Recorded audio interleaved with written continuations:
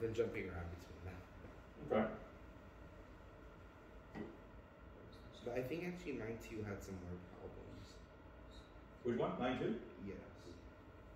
The word problems I never get because it's just the way they word things. Yeah. I think the last problem on 9.2 where there's a rope holding a shopping cart on an inclined surface kind of got me pretty bad. Let me give myself an extension here so I can open that. I'll go get Don't worry about that. They should have known.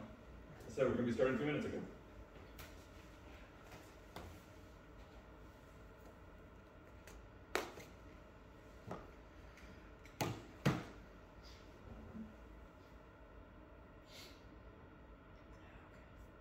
Yeah, okay. So you want to see the last one in section 9.2? I believe it's the last one. All right. Yes. So a cart weighing 90 pounds placed on a ramp. A cart weighing 90 pounds is placed on a ramp, inclined at 15 degrees to the horizontal. The cart is held in place by a rope, inclined at 60 degrees to the horizontal.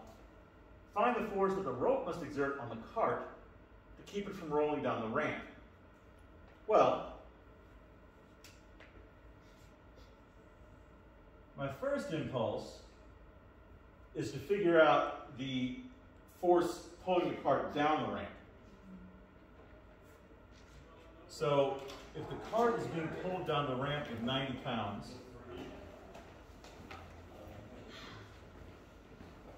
and that's at an angle of 15 degrees, the force of the cart down the ramp is going to be 90 times the sine of 15 degrees, right? So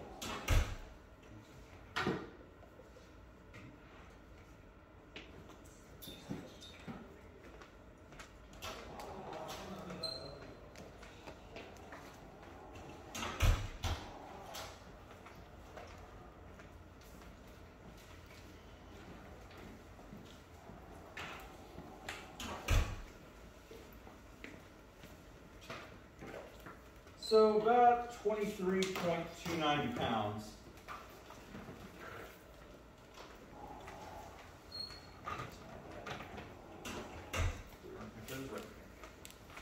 And so 23.29 pounds is the force pulling the cart downwards. Yes, right? Down the ramp.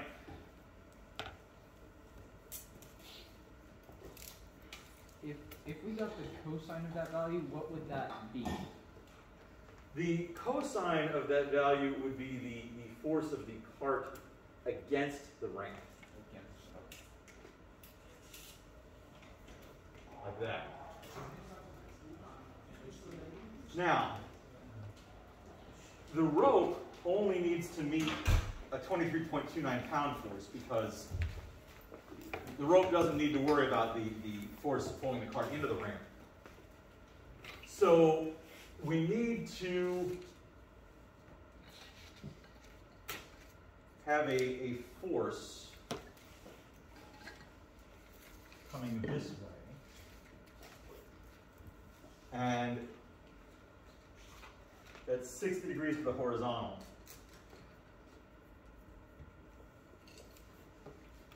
Not 60 degrees to the ramp, 60 degrees to the horizontal. And we need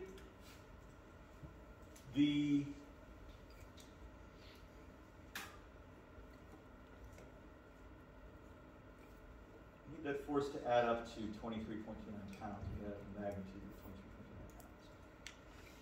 So it's not just 23.3 pounds.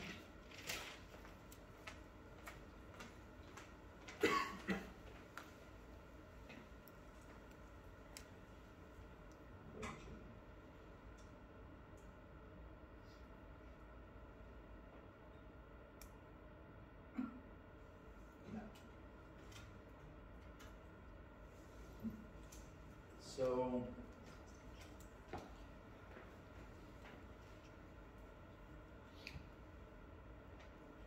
would we get the cosine of 60 degrees and multiply that by 90, or? That would be about 23.29. Because the 90 pounds is never going to, the rope never touches the 90 pounds. all of the force that is being pulled into the ramp, the rope can ignore.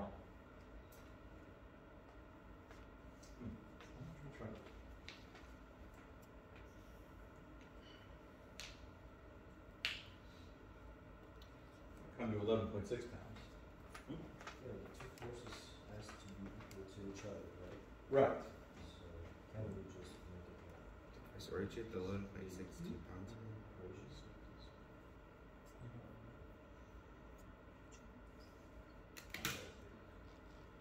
So if I do the vector decomposition,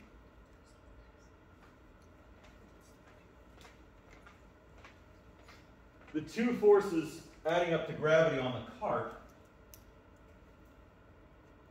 are going to be a force down the ramp that I'll just call U, which is going to be 90 cosine of 15 degrees I plus 90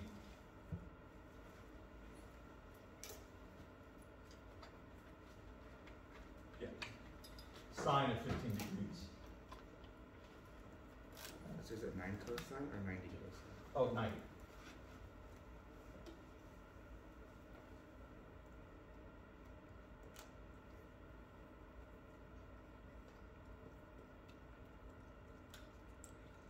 So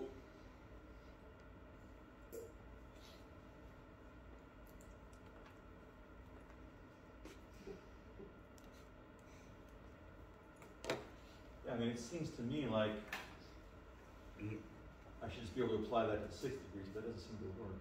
Oh no, it's a sine, isn't it? Let me try that. Because of course the rope is pulling the cart up rather than. So that would be.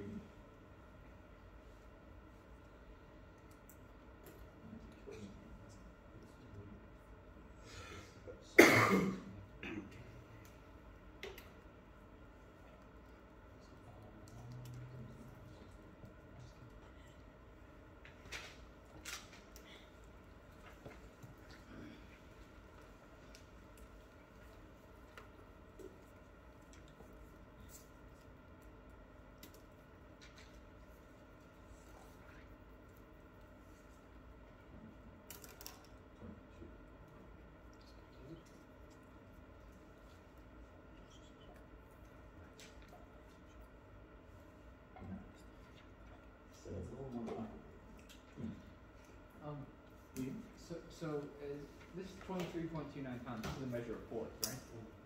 It is the magnitude of the force down the ramp. Could we compare it to the magnitude of the rope, and say that 90 times sine of 15 is equal to, or like, is there some way we can compare it to like x times sine of 60 or something like that? Go in the wrong direction.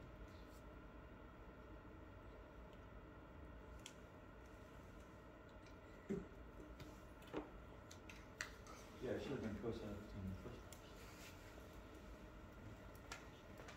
Upside down. Let me try that.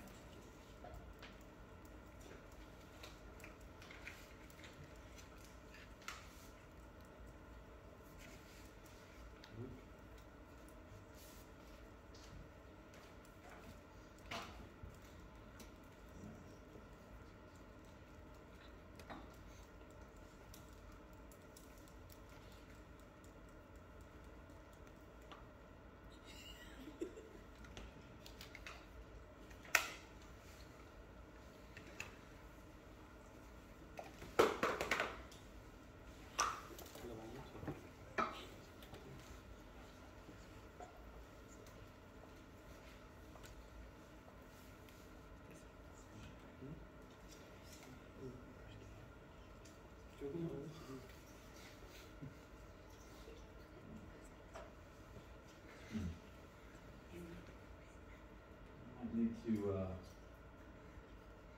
spend some time with this one actually. So why don't I return to this tomorrow? I sort it out. I have the solution, but Well, I need to be able to explain it, so let me return that. I'll return that tomorrow.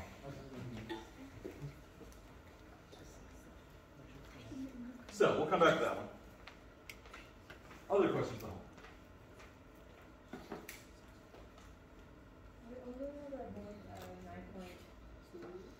Oh, this is 10.3 or 10.6 or whatever. I'll take those. 10.3.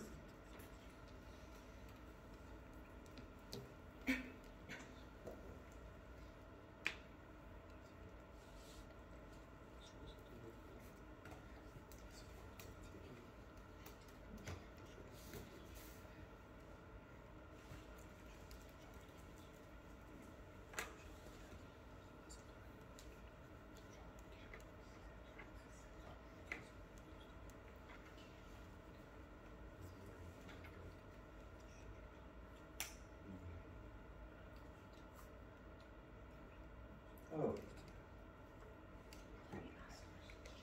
All right. So in this case, a chemist has 3 acid solutions at various concentrations. The first is 10% acid, the second is 20% acid, and the third is 40%. How many milliliters of each should she use to make 100 milliliters of 19% solution? If she has to use 4 times as much of the 10% solution as the 40% solution. That's a rather arbitrary requirement, but we have to have it because we have 3 solutions involved. So I'm going to declare X to be the milliliters of 10%, Y the milliliters of 20%,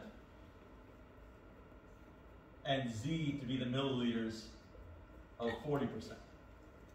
Those are my unknowns, so I'm going to label all of them so I can construct some equations here. For my system, I can say a couple of things right away. If X is the volume of the 10%, Y is the volume of the 20%, and Z is the volume of the 40%, assuming no physical reactions occur and the volume stays the same throughout, what can I say right away about X, Y, and Z? X plus Y plus Z is 100.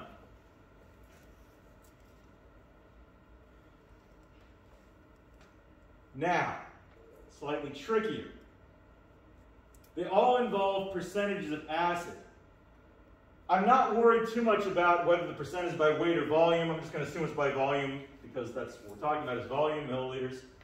So, how much acid will the X solution contribute to my mixture? We'll get to that. I'm just talking about the X solution by itself.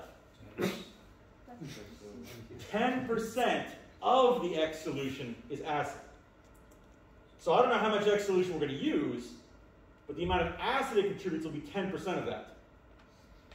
So 0.1X.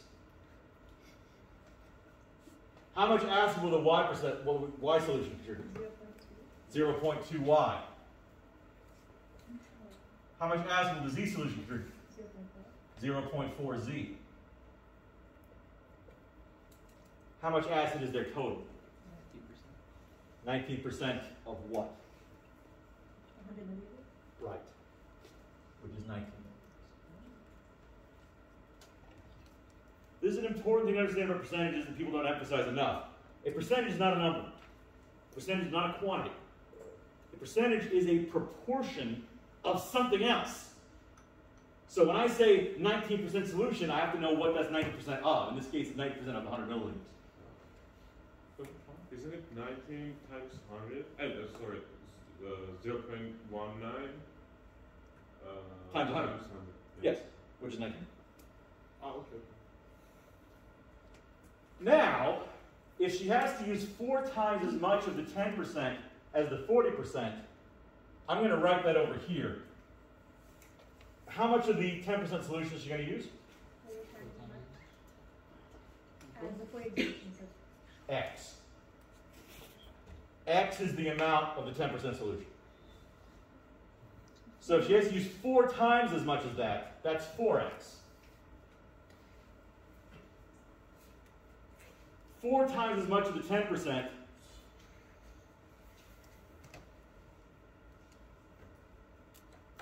That's bad. Wouldn't it be 4 times as much Other way as around.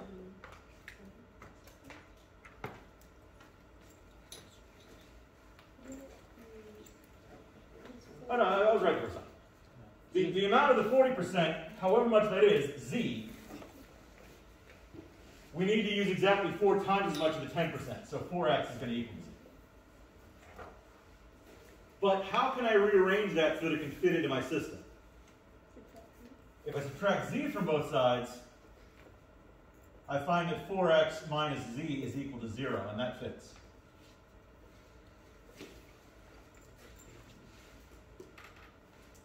So there's my linear system. I just need to solve that. There are various things you can do if you want to, fiddle with that. You can multiply the middle equation by 10 to cancel out the decimals or whatever. None of that's really necessary. Let me just demonstrate real quick the use of an online matrix calculator. There are a ton of these, and it doesn't matter which one you use. I don't have a preferred one. I don't have one I can recommend. I don't know which ones have weird ads or what's going on. They're all going to have weird ads, because that's just how the internet works these days. But if you just Google matrix row reducer, there we go, matrix row reducer, first up.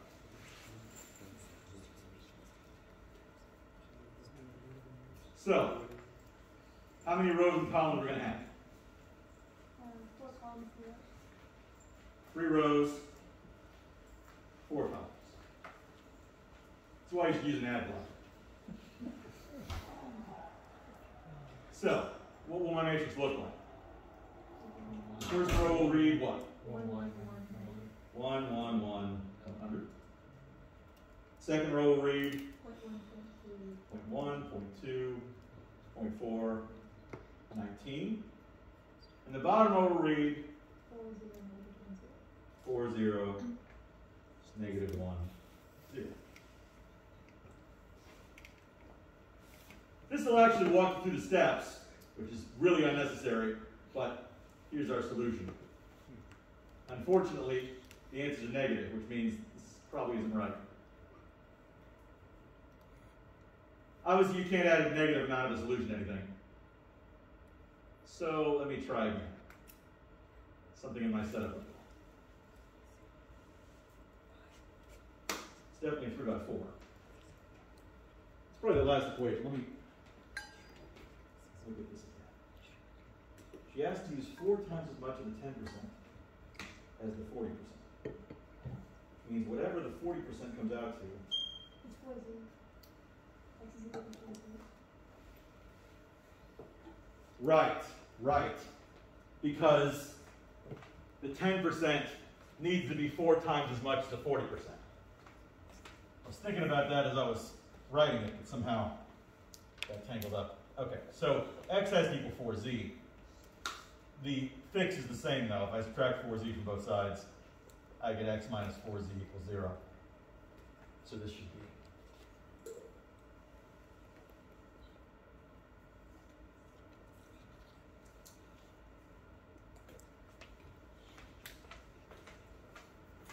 That's the benefit of word problems. Since these represent real-world concepts like the amount of an acid solution, you know that a negative result can't possibly be correct. Otherwise, I might not have caught that error. So, It's 27.5.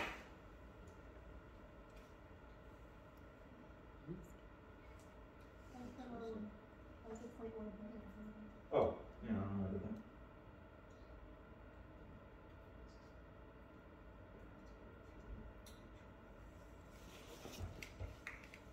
Okay. And this is going to be 1, 0, negative 4.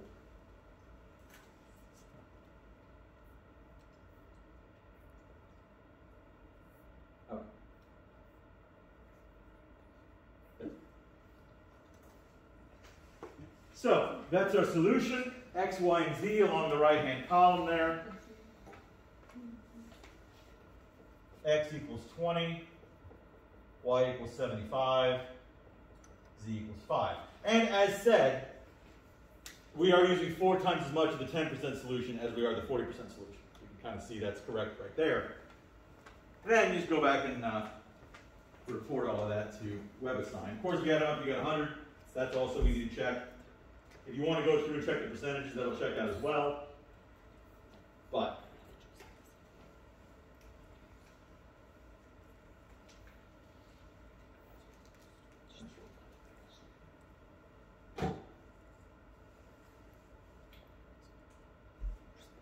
okay. Other questions from home? Yeah. Can you do 32? 30? 32. 32. All right. Determine whether it is inconsistent or dependent. Now, I want to say again something I said last week. Inconsistent systems are dependent. Implying they are not betrays a lack of understanding of what it means for systems to be dependent. The only way for them to be independent is when you get a unique solution. But if I want to know in this case how that's going to play out, there's really no shortcut. I kind of have to go through and start row reducing. Now, there are a couple things I can do to make that a little bit easier on myself. Like, for example, if I multiply the second row by -2 and the third row by 2, I can get rid of some fractions. Not going to help me in a long-term sense. Maybe a better option would be to swap row 1 and row 2 and multiply row 1 by -1 to get a 1 in that first position. It really doesn't matter. You know, what setup you initially start with. And I'll leave it up to you as far as the actual row operations go in the interest of time. I'm just going to plug this into the matrix solver. Professor, what is inconsistent? Inconsistent means no solution. It means that there is no single point. There's no solution that solves all 3 equations simultaneously. So we got 2, 1, -2, 8.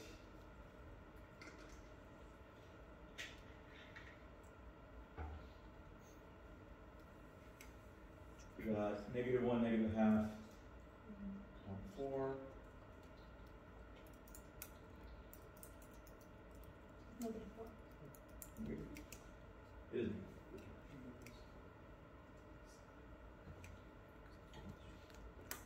Then here we've got 3, 3 has -3.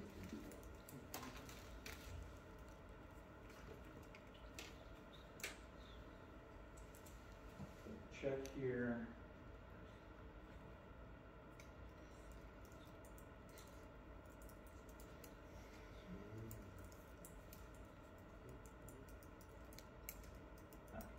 Very important to do this double check when you're using a calculator like this, because of course it doesn't know if you gave it the wrong numbers.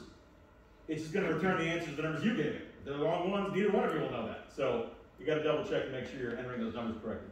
Data entry errors are the biggest risk in a process like this. But I think I got all those in. I'm going to end up with this system here when I row reduce. Is this system inconsistent? No. Well, it's dependent either way. In the terminology that WebAssign uses, yes, we would say this is dependent. A system would only be considered inconsistent if you have a row that's full of zeros except the last number, which is something else. If that last entry is non-zero, that's an inconsistent system because we're writing an equation that says 0 is equal to something that isn't 0. Of course, that can happen. In this case, I'm saying 0 is equal to 0. That just means that despite the way this is set up, these 3 equations actually only contain 1 equation worth of information. This equation, x plus 1/2 y minus z equals 4, contains the information of the entire system. Now, how can you spot that without going through it? Well, I can see that if I multiply the middle equation by -2, I get the top equation. That's a real strong sign that this is dependent. It doesn't tell me if it's inconsistent or not. But if I multiply the middle equation by -3, I get the bottom equation. That means that it's not inconsistent. Now, if this had been a 13 over here, it would have been inconsistent, because when I wiped out all the variables, I'd have ended up with something that's now 0 over here. That would be inconsistent. But that didn't happen. This is dependent. Then they want us to find a complete solution. Well, this part's a little bit messy, but let me use the row-reduced version here.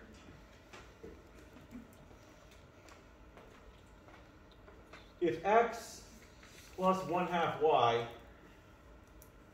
minus z is equal to 4, I'm going to set z equal to a parameter. It doesn't matter what parameter. T is sort of conventional. But since I only have the one equation, I need another parameter. So I'm going to set y equal to x. Then I'm going to plug both of them in to get x in terms of those parameters.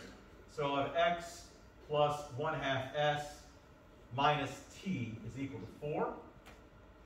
And if I solve it for x, I'll find that x equals negative 1/2 s plus t plus 4.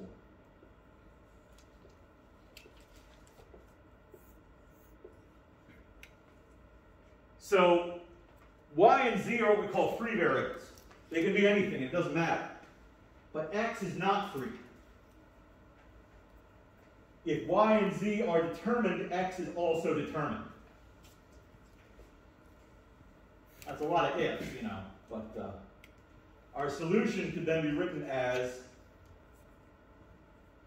negative 1/2 s plus t plus 4, comma, s, comma, t.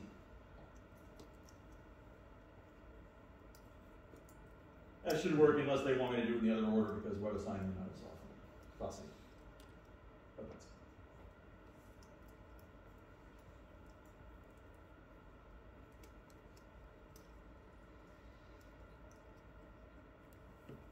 and actually, it gave me the instructions here where y was supposed to be s and z was supposed to be t, so I didn't have any other options. But that is, as I said, the conventional approach. The last variable is typically represented as t. If you need another parameter, you use s, and so on, how many parameters. Does that make sense? Other, yeah, don't. You probably mentioned this at the beginning, but another approach you can do is multiply the second row by 2 and then add the 2 rows, right? The first row and the second row? If you were using elimination, that would certainly work. And you'd find out that 0 is equal to 0. The problem with using elimination is, especially with a one-parameter system, you might not end up with an equation you can use to construct your parametric form. So in that case, the row reduction is kind of superior. But theoretically, you will get the same result.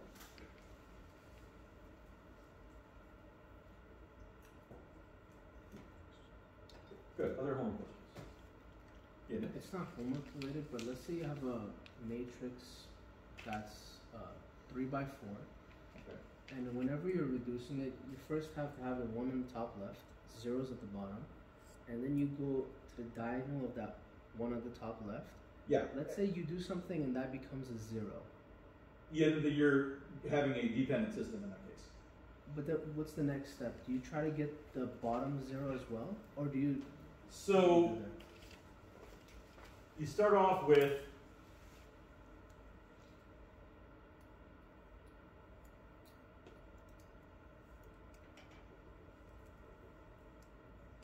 something like this, right?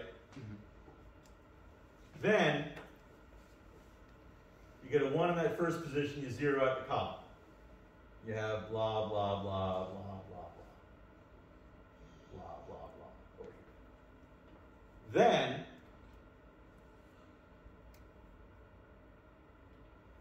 you try to get a 1 in this middle pivot.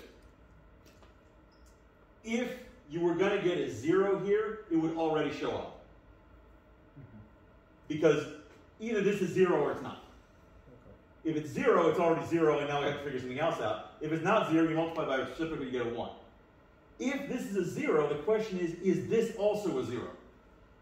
If they're both zeros, then you definitely have a dependent system. But if this comes out to be a 0 and this is something else,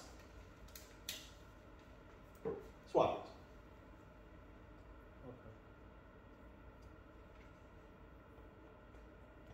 That's a fairly unusual situation, but it is one that could occur certainly. And that's why row swapping is allowed. If one row gives you what you need and it's not in the right position, you can just swap rows to whatever you want. And we can't, I know we can multiply one row by something and then add or subtract. You can't add something to a row, right? No. Okay. You can only add a multiple of another row. You can't add 3, for example. Question mark? If you add like row 1 to row 3, it takes row 3's place, right? It can't just take row 1's place. Does that make sense? You can store it in either one. Oh, it doesn't. I see. Okay.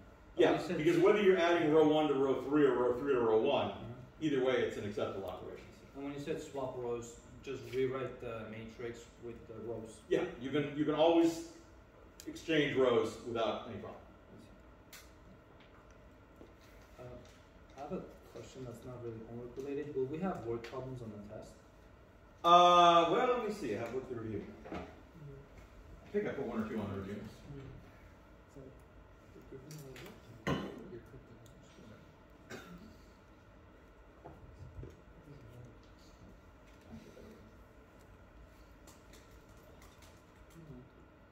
Yeah, there's a couple word problems. Not very many.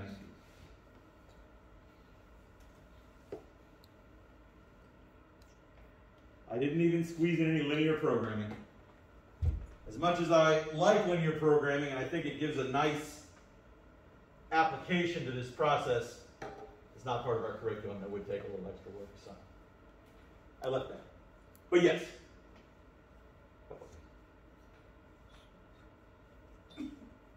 But I would rather deal with problems from the review tomorrow.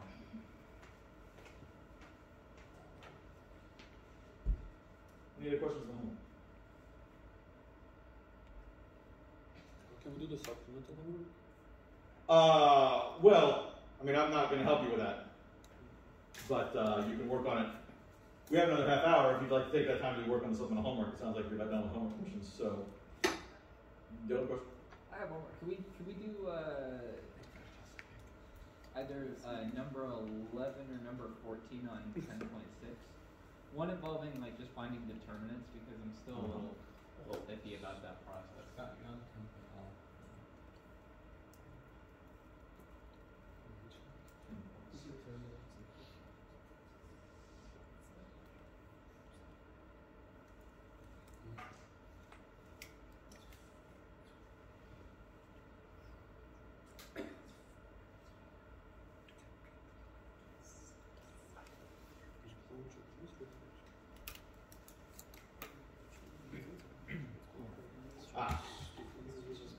So, determinant of a 4x4 matrix may be intimidating, but it's not really that bad. There are a couple of options that I can choose that are going to make this a little easier for me. When I go about finding a determinant, I need to select a row or a column and then find determinants that sort of hang off of that. So I'm going to select this row, and I'm going to find the cofactors all the way along the row. So the determinant is going to be 0 times the cofactor of this position, which is the second row, first column, plus 3 times the cofactor of second row, second column, plus 0 times the cofactor of second row, third column, plus 3 times the cofactor of second row, fourth column. Now, obviously, the zeros are going to wipe that out. I don't need to worry about that stuff. So that cuts out half the work right there. So, before I continue, any questions about getting to that? When you write a row 2, column 2, we're not including, I believe it's called the cofactor. That is the cofactor. So that's the variable for the cofactor, but we haven't done that part where we multiply by -1. Right. That's all part of the process of finding the cofactor. I'm just setting it up something. Okay. In your explanation, whenever you get to it, can you explain why there's a pattern of negative plus negative? Yes, I'll show that. So So we could have easily just chosen the third row. The third row would also work Okay. equally well. Okay. Or the third column would also work equally well. It's got two zeros so in it it as really well. doesn't matter, right? Yeah. So you're just choosing the row that has the most zeros. Exactly. Because every zero means I don't have to do that part. If any of these had 3 zeros in them, that would be ideal. But this is about as good as it gets. Any other questions getting to this part? Okay. The cofactor is -1 to a power of I plus j times the minor at that position.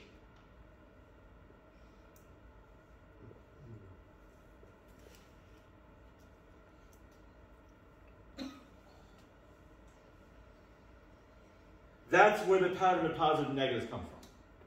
The -1 to the power of the sum, you always start off with a positive, because 1 plus 1 is 2, -1 to the second power is positive. And then they just alternate down the row. They also alternate down a column, and you end up with this checkerboard pattern of pluses and minuses. But here's where they come from. So if you don't remember the checkerboard, this still works. Nothing wrong with that. So -1 to the 4th power is just 1, so that doesn't do anything. -1 to the 6th power is 1, that doesn't do anything. So I'm just going to take 3 times the minor at 2, 2, plus 3 times the minor at 2, 4. Now, the minor at 2, 2 is going to be the determinant of the matrix that results if I cross off the second row and second column. So in other words, M22 is equal to the determinant of the matrix that goes 8, 8, 0.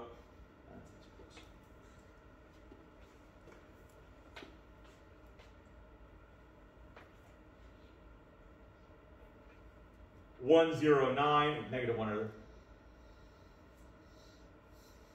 8, 7, 4. And M24 will likewise be the determinant of the matrix that results when I cross off the second row and the 4th column. That one's going to be even easier because it's going to be 8, 5, 8.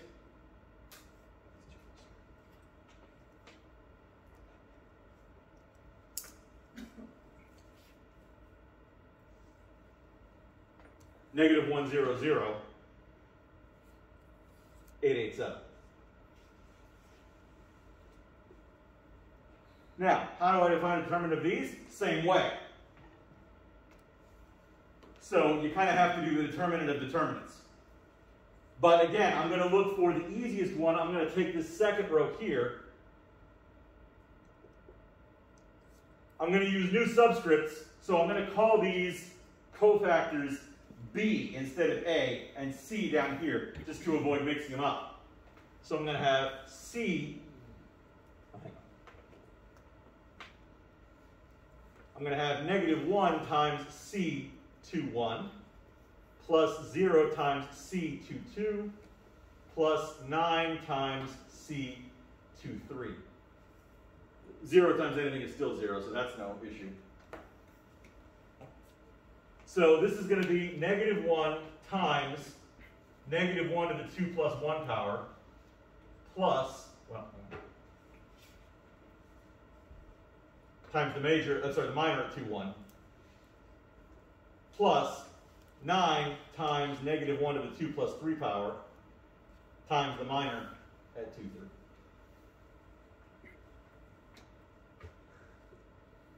-1 to the 2 plus 1 power is -1 to the 3rd power. That's -1 times -1 right here is just 1. The minor from -1 is just the determinant of this matrix here. 8 times 4 is 32, minus 0 times 7 is 0. It's 32. -1 to the 2 plus 3 power is -1 to the 5th power. It's negative, so I'm going to have -9 times. The minor at this position is going to be 56 minus 64 is -8. Okay.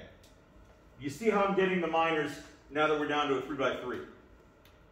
So the minor from -1 if that row and column don't exist, I just have a 2 by 2 matrix. The determinant of 2 by 2 matrix is the product of the main diagonal minus the product of the alternate diagonal. So 32 minus 0. From the 9 position, if this row and column cease to exist, it's going to be, again, main diagonal minus alternate diagonal. 56 minus 64 is where I get the negative 8 from. At that point, it's just calculation. I have 32 plus 72 is 104. Same process here, but if I use this row, that's going to be negative 1 times, I'll use D here, D21 times, well, just D21, plus 0 times D22 plus 0 times D23. Of course, the zeros wipe out very nicely. D21, again, I'm going to need negative 1 to the 2 plus 1 power times, and I'm going to have the determinant. If I remove this column and row, it's going to be 35 minus 64, which is 29? Negative 29?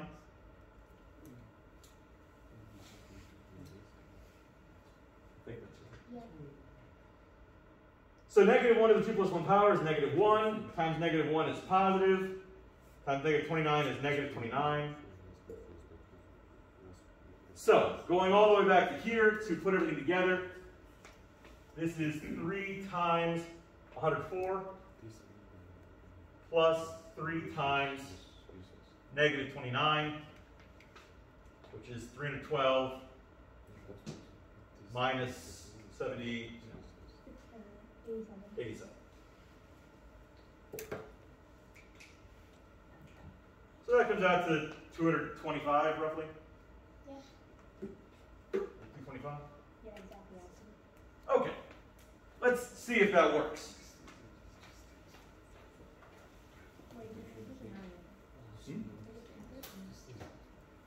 Oh, so there's the other question. Does this matrix have an inverse? Fortunately, that's incredibly simple to answer.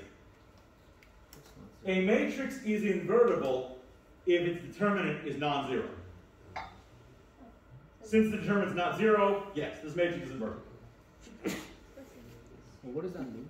Like, You'll learn it in linear algebra. So if any one of these determinants equals 0, it is not able to be invertible? Right. Any one of them? Yes. Here's the thing. I'm not going to cover matrix multiplication at all in this class. Matrix multiplication is very complicated, very hard to motivate. You'll do a lot of it in linear algebra. But if two matrices can multiply together and give you an identity matrix, in other words, a square matrix with ones down the main diagonal and zeros everywhere else, like you have in your row reduced, then those two matrices are inverses. The inverse of a matrix is another way of solving systems of linear equations, but it is a time-consuming process. I'm not going to get into it. It's not part of this class. But that's what it means to be invertible.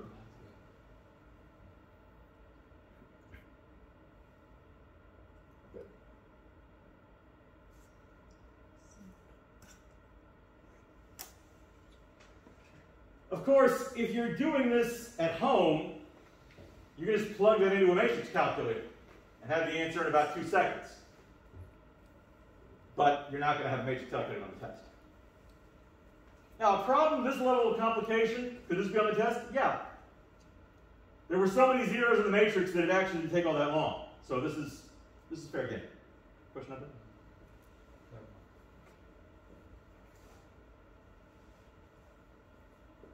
okay, it's not related to this, but do you remember when there was a 4x4 matrix? It didn't follow the one diagonal rule. Whenever you looked at the watch now, they had zeros going across. That's how they solved it. That could mean a lot of things. I need to see what you were talking about. Okay. So the Gaussian elimination, you need 1, 1, 1. The goal is Yeah. an identity matrix, yes. But the way they solved it, it wasn't ones, they just had zeros going down, and it worked for them.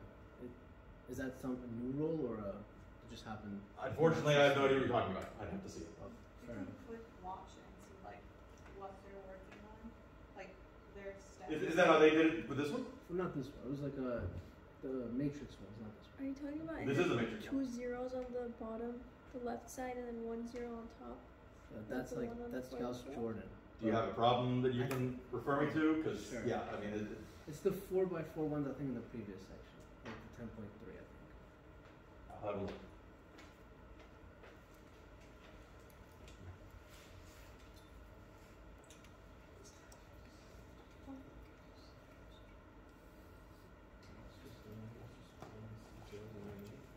I think I know what Jordan's talking about, sort of towards the end.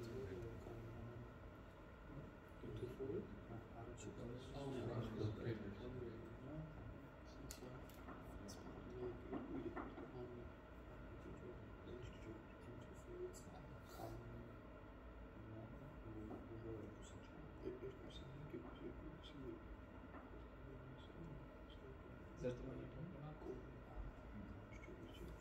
To be fair, let's just move on. If it's not going to be on the test, it's just, I was just curious if you can answer. Well, it might be on the test. I have no idea what you're talking about. I can't pull it up on my phone right now. Okay, I mean, I need to have a reference. Otherwise, I have no idea what's going on. So, other homework questions? What is that M and C? The C was the cofactor. It's typically represented with an A, but I didn't want to use A's because that was from the other matrix. So I used C here and D here. I don't know why I skipped using D. I just did for some reason. Anyway. The M's are the minors. So the minor at a position is the determinant if you remove the row and column that position is in. Can you tell if something is inverse? Or And matrix has an inverse if its determinant is non-zero. If the determinant is 0, it has no inverse. If the determinant is any other number, it has an inverse.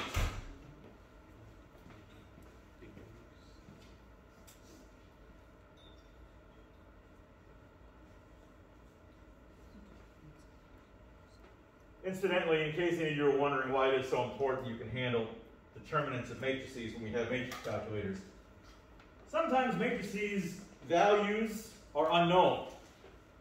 You may have algebraic expressions inside a matrix and still need to take the determinant of it. So then you're going to have to actually go through and multiply out the various entries in the rows and columns of the matrix. So it's something you do need to be able to know how to do. We need to do that in this class. No. But in linear algebra, very possible.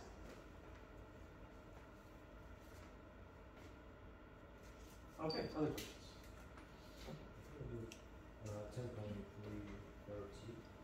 13? 30.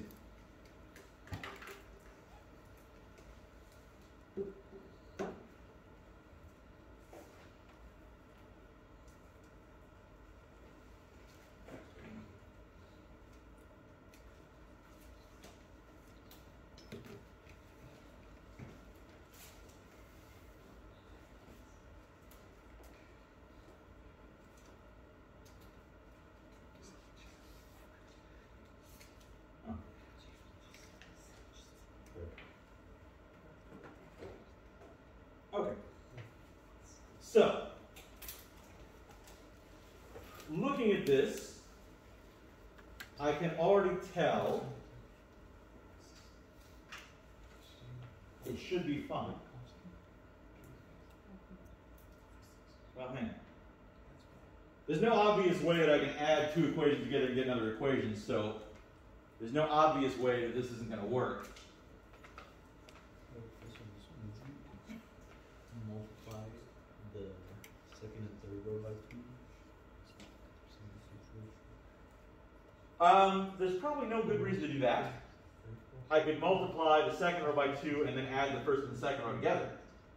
That would be useful. But multiplying the second and third row by 2 is like, what would that accomplish? You know what I mean? Yeah, but I can add them as is. So if I just add rows 2 and 3 together, I'm going to end up with an equation that says 4z equals 20. Yeah, so if I divide both sides by 4, it follows that z has to equal 5. Now, in order to figure out what x and y are, I can't use the second and third rows because I already kind of used them. So if I use the first and second row, and I want to find out what z is, I can then take row A and add it to 2 times row B, and I'll get 2z. Uh-oh. That's a problem. Is equal to 10. Which again says that z equals 5. That tells me this is probably dependent, which means I'm going to need to row reduce. So let me plug that into the calculator. Just to save some time.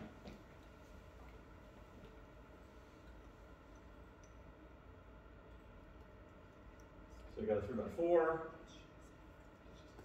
And we got -2, 6, -2.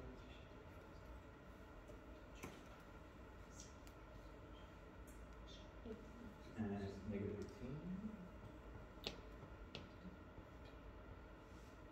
And then we've got 1, -3, 2, 13. And then we've got -1, 3, 2, 6 is the name. Check.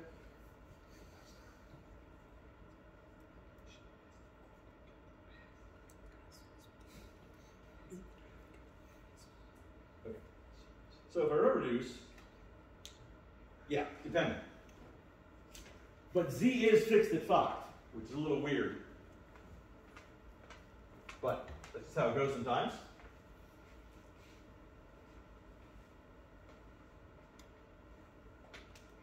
Dependent system, z is 5. I'm going to set y equal to t and say, okay, then x minus 3t equals 4. So if I add 3t to both sides, I'll get x equals 3t plus 4.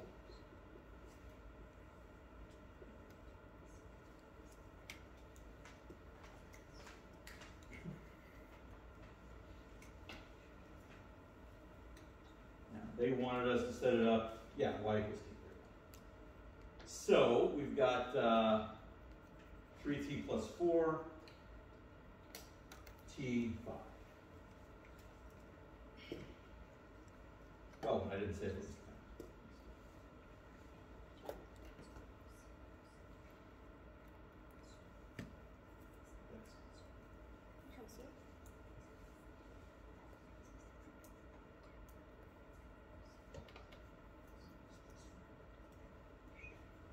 Does that make sense? So you sort of did this the trick in this where I forget what the exact number was, but it was like 4t equals 20, or sorry, 4z equals 20. You divide both sides by 4 and you got 5. Let's say that we're row reducing generally, and we have a row that's like that. Is it okay for us to just find the answer immediately if we know that one? For that one, absolutely. And then let's say that I don't know if this is possible or common, but the second row also has that. Would we just be able to find z and then y and then just? Yeah, but I mean, if you have a 3-variable system and 2 of the variables are determined, the third variable is also going to be determined. Yeah, There's no way that you could have that and still be a dependent system. Are you able to go back to can you go back to the matrix calculator? Okay.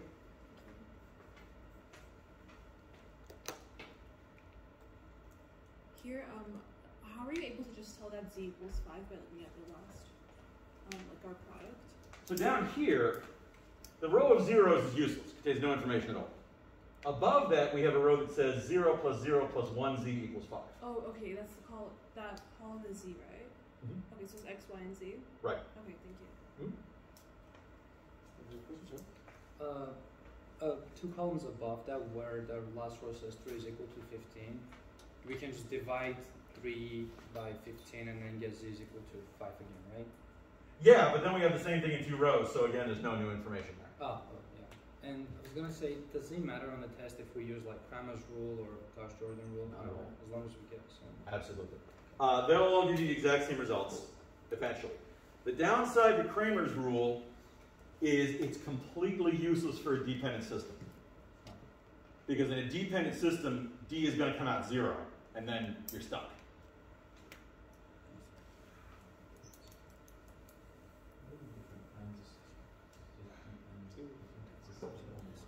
Yeah, well, there's the independent system.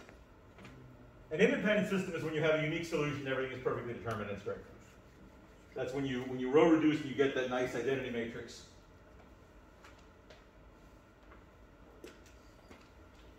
When you row reduce, then it comes out.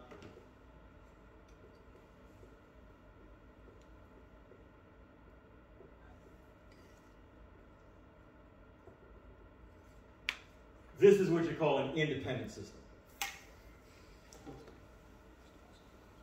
It means that there's a unique solution, everything is done, is whatever you got over here, that's your solution. Over.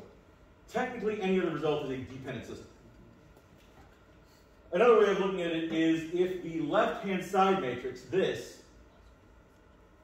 if the original left-hand side matrix has a determinant that is not 0, this is your destination. If the original left-hand side matrix has a determinant that is 0, you're looking at a dependent system. And whether it's inconsistent or not depends on that bottom right entry. So,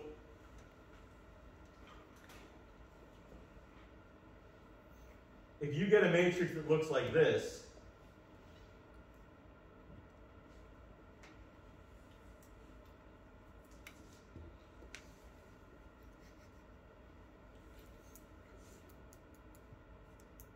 that's a dependent system.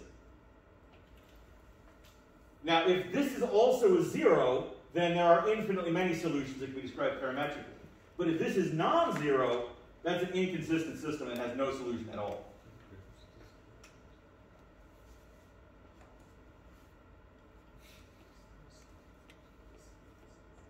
This, again, will be expanded on tremendously in linear algebra. Basically, linear algebra is an entire semester of this stuff. So, I remember asking you this on Friday, and I'm sorry I forgot. But what exactly is the advantage of doing using Cramer's rule over the simple row reduction? The advantage of Cramer's rule is if you have a large system, but you only need one of the variables. If you have an 8-dimensional system, for example, but you only need x6, Cramer's rule could jump straight to that without having to find all the other 7 solutions. So in that unusual case, it's a little faster. Also, it's a little easier to code.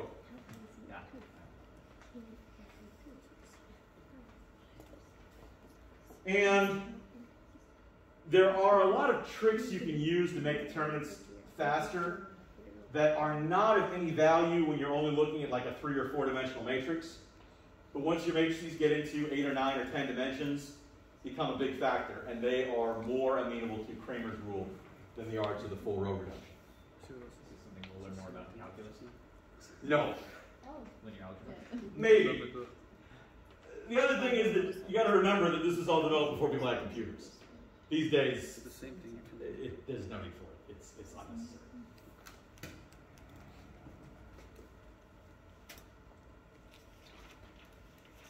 Other homework questions?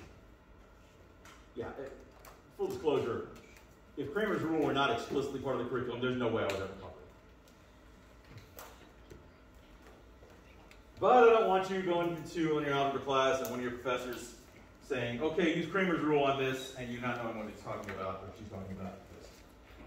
That's good. So. Alrighty, folks. We can take another 10 minutes, but if you're running into questions, you're certainly free to go. Tomorrow we'll go over the review. Maybe get into chapter 11 a little bit. The review isn't all that long. And of course, the test will be on Wednesday. After that, we'll return to chapter 11. I have assigned supplemental homework for chapters 9 and 10. I said something about this in the assignment for the supplemental homework for chapter 10, but I want to say it explicitly just to make sure we're all clear on this. Please do not attempt to solve the system in the chapter 10 supplemental homework by hand. Please don't do that. It would take you hours, you're going to make a mistake somewhere, and everything will be wrong. Just don't. Just use that for knowledge. You said that you just decided? Yeah, Chapter 10. Can't take Right, but I'll take it tomorrow, the next meeting.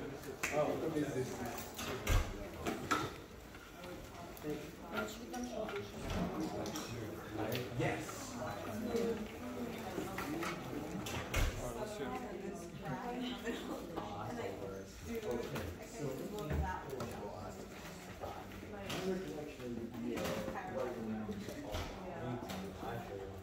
I think you're